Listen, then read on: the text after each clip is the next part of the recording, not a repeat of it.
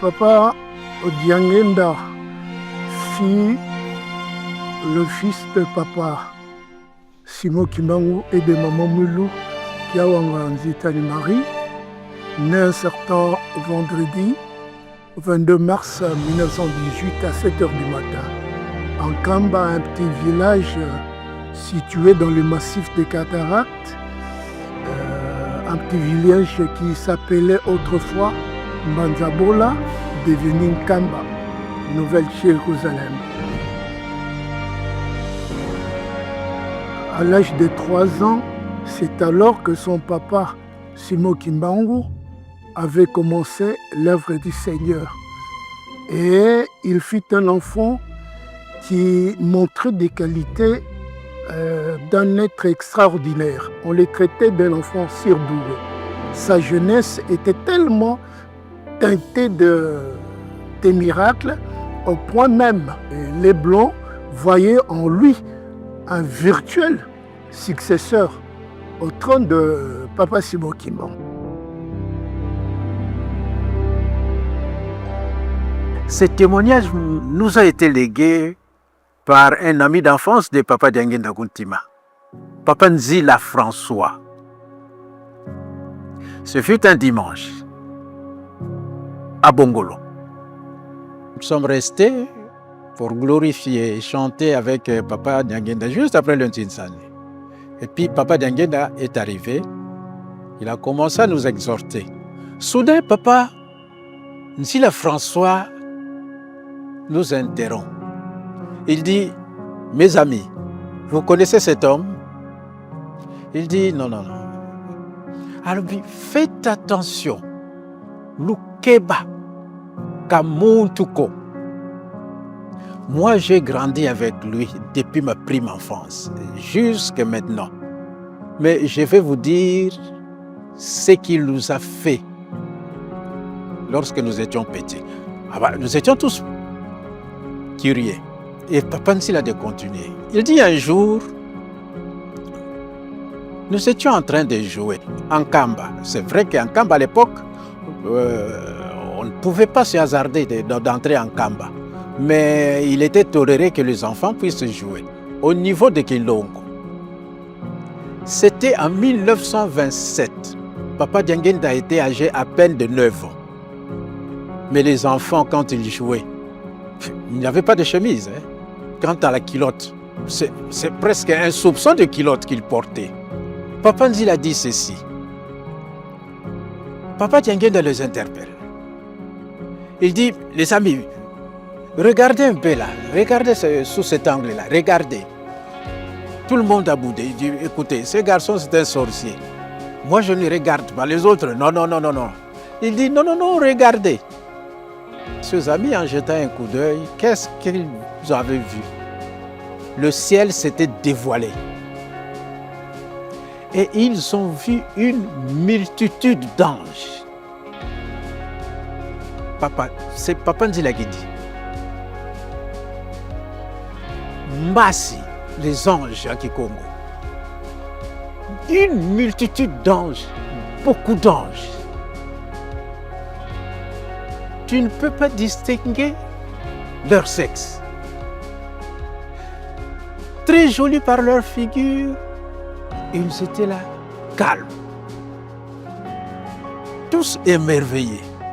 Pendant que Papa Odiangenda, qui était là torse nu, avec un soupçon de culotte, il demande aux anges de sourire. Au même moment qu'il leur a ordonné de sourire, les anges ont souri. Papa Nzila nous dit, sans humour, il dit, mais non, mampilaïna, mais non, les dents. Mais je n'ai jamais vu une femme porter des dents comme les dents des anges. Kitoko Kampilaïna. Comme si cela ne suffisait pas, Papa Odiangenda donne également l'ordre aux anges. Il leur dit de déployer leurs ailes. Au même moment, les anges avaient déployé leurs ailes. Bien que les choses étaient ainsi spirituellement, mais matériellement, ça posait légèrement de problèmes. Et d'ailleurs, lui aussi, Papa Diangenda, a été privé de l'affection paternelle dès que son papa Simon Kimbangu commence son ministère. Il sera arrêté, relégué. Et lui restera entre les mains de Maman Moulou qui va s'occuper de son éducation, de son encadrement. Diangenda Kuntima, c'est un nom très très significatif qui veut dire ce qui m'est allé droit au cœur. Et de son enfance, on va retenir que c'est un enfant qui était porteur de beaucoup de signes distinctifs, découverts par certaines personnes qui avaient déjà des yeux et qui savaient que c'est un enfant qui allait arriver très loin dans sa vie.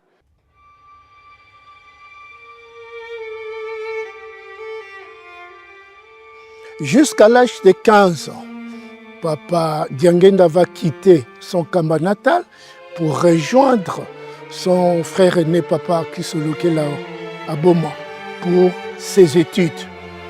Tout au long de ses études, il a suffi de 10 années d'études pour le voir décrocher son diplôme avec rang de distinction à l'Institut Boma Mungu, ex-colonie scolaire de Boma.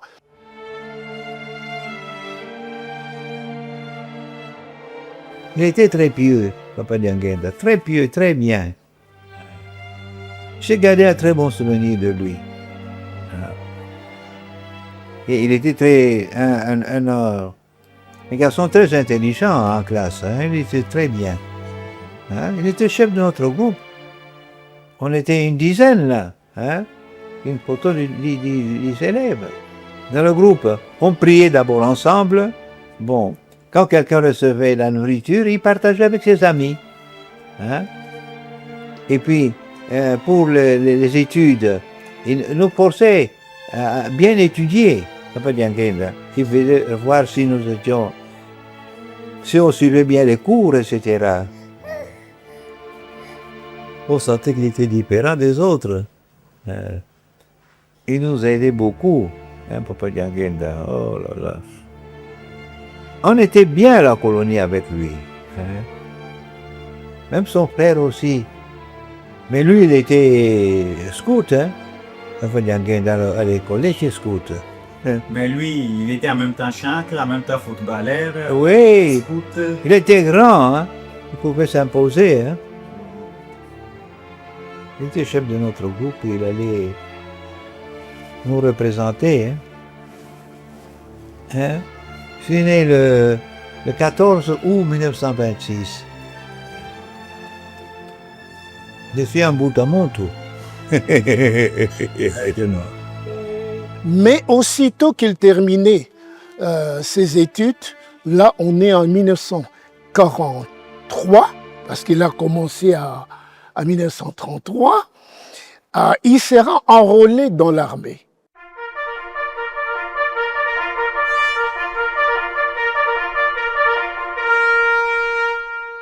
Mais rapidement, les autorités coloniales, sachant qu'il était dans l'armée, surtout M. Firmin Peigneux, va le prendre pour le mettre sous ses ordres pour travailler dans l'administration. C'est ainsi que tour à tour, il va travailler à Thiela jusqu'à Banana, où il connut un accident de roulage incertain 17 janvier 1947. Et de là, il sera muté à Kinshasa. De Kinshasa, il sera aussi muté à Kananga. En 1952, il rentre à Kinshasa. Il a eu à travailler à la direction de la justice.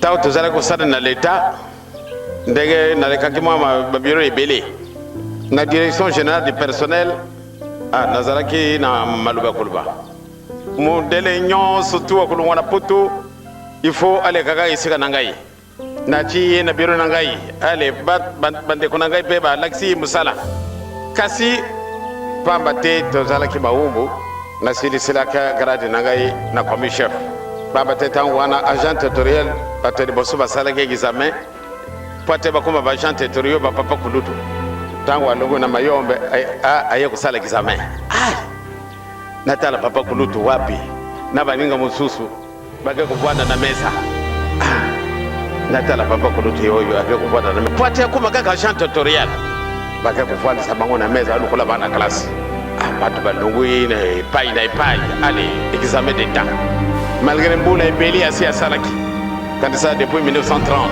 abimaki classe kasi aye kosala examen na 53 ntango na ngai nazali comme chef moyen kokende liboso ezali te bakupona ntango ba Jean tutorial batu mwindo esekasekawa otala gouverneur muntu mwindo administrateur de territoire muntu mwindo oyo babengamile bakomissaire des zones. Il fera preuve d'une intelligence qui attirait l'attention, d'une compétence qui avait tout à éprouver. En 1948, son père le visitera spirituellement pour lui dire, il lui confiait 3 grandes missions devant lesquelles il ne doit pas faillir. La première mission, c'est celle d'organiser le mouvement pour donner naissance à une église. Deuxième, chercher à rapatrier son corps parce qu'il a été envoyé à Lubumbashi en relégation comme prisonnier. Son corps doit rentrer en Kamba. Et troisième mission, c'est celle de lutter pour l'indépendance du Congo.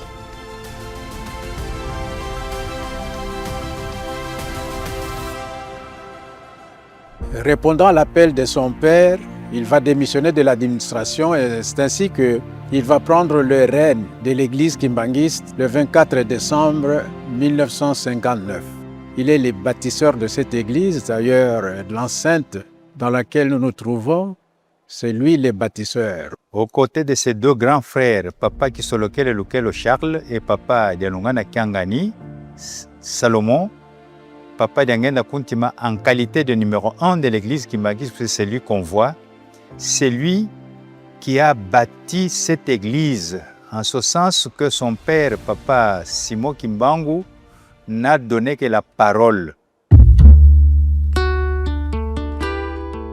Papa Diangenda Kuntima était un vrai panafricaniste. Comme je le disais au début, il s'était consacré à l'œuvre de son père. Et voilà qu'il va se battre pour s'approprier de l'Église pour que cette dernière puisse quitter la clandestinité afin qu'elle soit connue mondialement.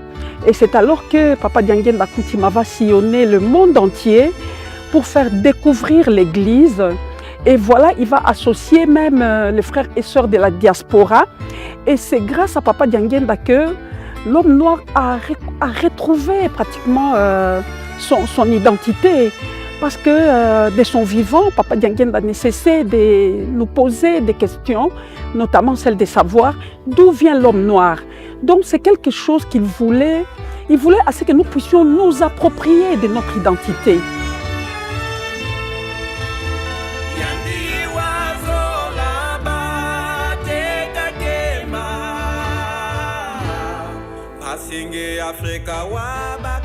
Papa Diangenda, tout au long de son combat, il n'a parlé que de l'homme noir. Il n'a lutté que pour la libération de l'homme noir. Pour ceux qui sont proches de nous, les contemporains de Papa Diangenda, nous nous rappelons qu'au moment où il y avait d'autres pays qui étaient encore sous la colonisation, entendons l'Angola, tout près de chez nous ici, la Namibie, il y avait également le Zimbabwe et il y a eu même l'Afrique du Sud qui croupissait encore sous le joug de l'apartheid. Papa Diangenda demandait toujours aux fidèles kimbanguistes de beaucoup plus prier pour que ces pays sortent de la colonisation.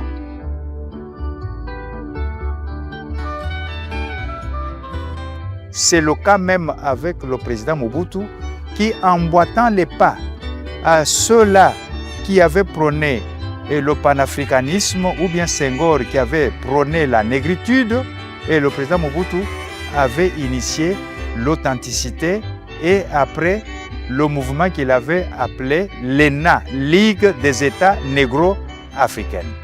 Alors cette Ligue des États négro-africaines, il y avait Sakombi, le ministre de l'information de l'époque, qui s'était porté comme le porte-étendard de cette ligue-là pour l'annoncer à travers l'Afrique. Mais papa lui posera la question, vous y allez, c'est vrai, mais quel est le ciment pour cette ligue-là pour qu'elle puisse persister, puisque ça s'appelle Ligue des États négro-africains. Donc la Ligue des États négro-africains. Il y a quel ciment? Il dit non, nous avons les idées, nous allons développer notre idéologie. Alors avant même qu'il n'ait terminé, papa lui dira échec. Échec pourquoi? Il dira vous êtes en train d'imiter la Ligue arabe. Or la Ligue arabe a un ciment. Le ciment, ce soubassement-là est sur le plan spirituel. C'est quoi? C'est l'islam. Mais chez vous ici, vous allez construire une maison sans ciment. Quel est ce ciment? En principe, il aurait fallu avoir un soubassement religieux. Sans Papa Simoki Mbangu, dans cette ligue-là, rien ne va aller. Alors c'est comme ça que la Ligue des États négro-africains est tombée ou bien est morte de sa propre mort.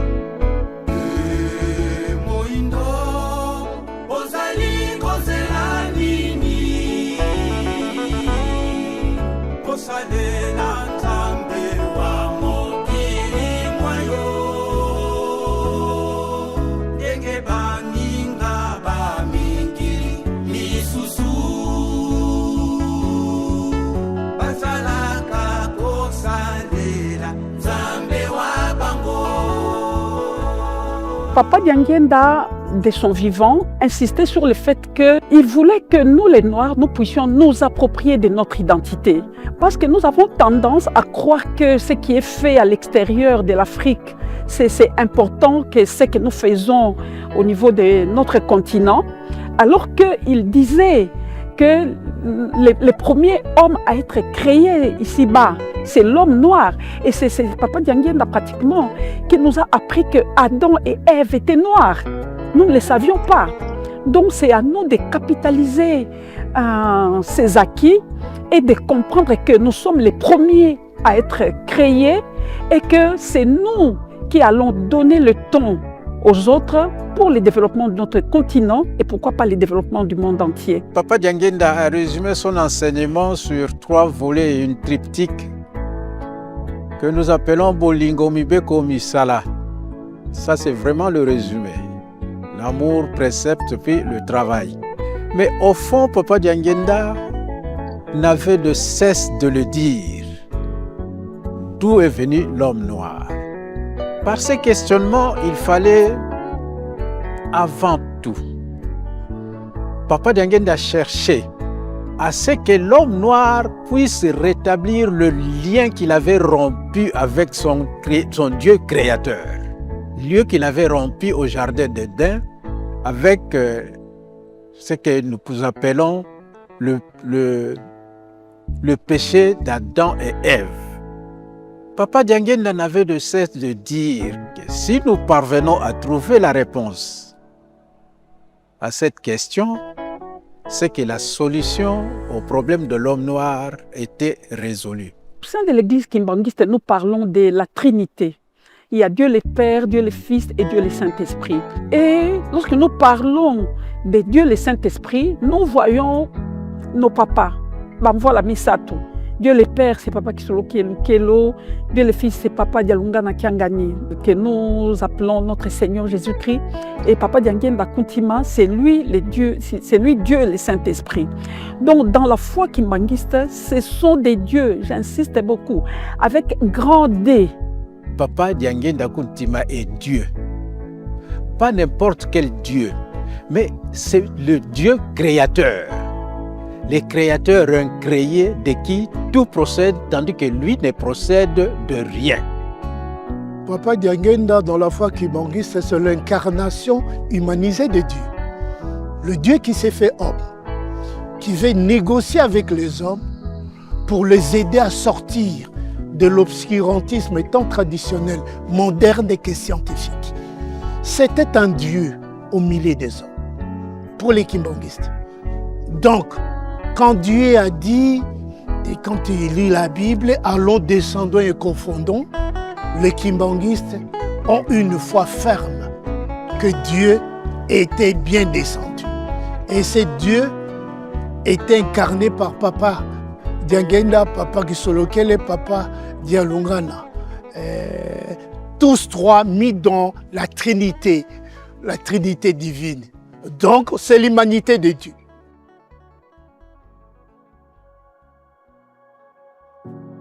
Une fois ici à Matete, Papa Diangenda va nous communiquer 3 chiffres. Il va parler du chiffre 17, il va parler du chiffre 16, finalement il va parler du chiffre 8. Et on ne comprenait pas. Et c'est alors qu'on a compris que non, il nous annonçait déjà leur départ. Et on va apprendre également dans l'histoire de l'Église qu'Amatadi, en 1958 ou 59, si je ne me trompe pas, il parlait déjà de la succession, de sa succession et même de la succession de ses frères. Donc c'était une façon de préparer les kimbanguistes, de savoir qu'un jour, ils quitteraient ce monde des hommes pour aller dans l'au-delà.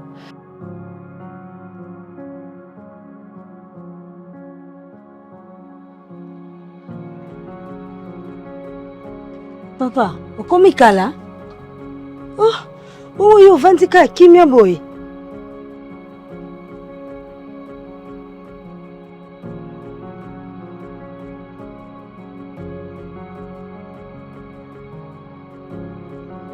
likambo moko boye oyoki yango te? Nayoki likambo te. Papa Diangenda kontima akufi, naza na pasi moko na motema, kondima nange ezala koninga na makasi. Nakokaki vraiment kondima te ke Papa Diangenda kontima atika biso avant boye. Elo moko tokobosana te. Papa bazalaki na nzoto. Nzoto oyo ye alataki esengelaki kaka il faut alekela na nzela oyo. Après son départ, Église kokoma ndenge nini? Église ekokoma na ndenge oyo ozokanisela te. Lingomba ekotikala kaka lolenge yo yebeli yango. Ekotambola kaka lolenge yango etambolaka. Nzamba yebi oyo ezali mabongisi na bango. Eloko etungisa yo te papa. Nzambe akufi. Papa Diangenda. Papa Diangenda kutima Nzambe ya. Oui, toyebi ke Papa Diangenda azali Nzambe. Mais l'enseignement autre Dieu pas Papa Diangenda. Obungisi yango. La mort de Papa Diangenda a été perçue par les kimbanguistes comme un geste de transfiguration, pas de la disparition. Donc, Papa Diangenda n'était pas mort, mais il s'est transfiguré pour agir autrement dans une sphère qui ne soit pas certainement de l'ordre des humains. Pour les no-kimbanguistes, c'était la fin. C'était la fin d'un système dirigé par un chef religieux hautement spirituel à la tête d'une église qui a fait ses preuves. Et cette église a été véritablement un modèle de nationalisme et de patriotisme.